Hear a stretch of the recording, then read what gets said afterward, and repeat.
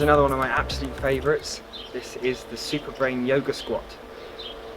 This is going to create a massive fluid pump very quickly.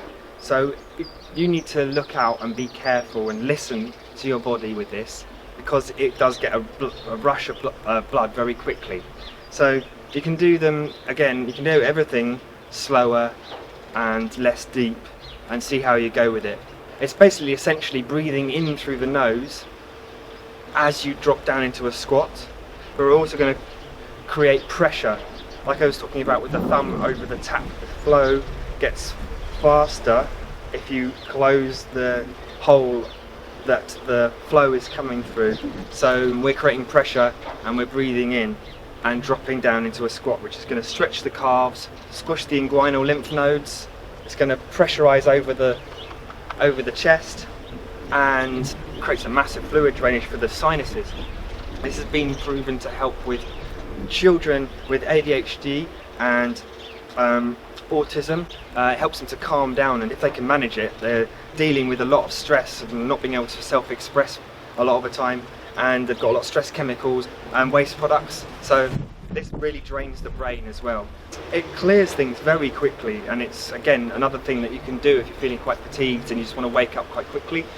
The longer the more you do of this stuff, the better, but there's a few exercises that are great for just waking the body up pretty quickly.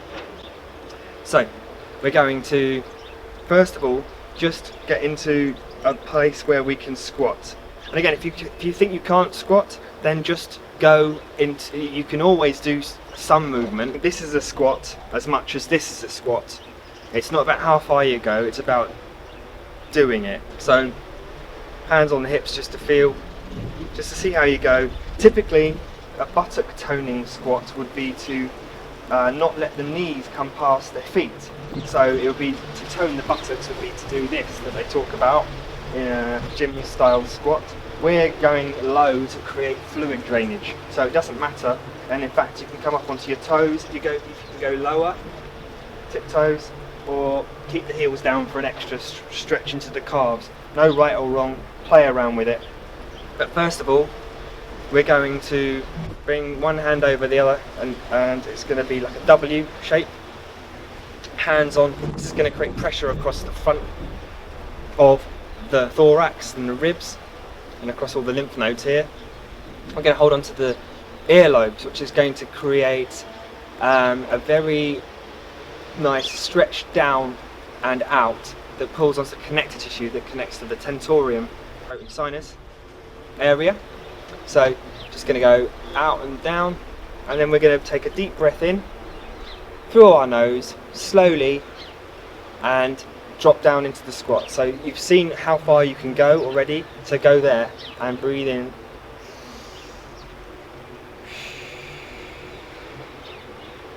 Let it out slowly.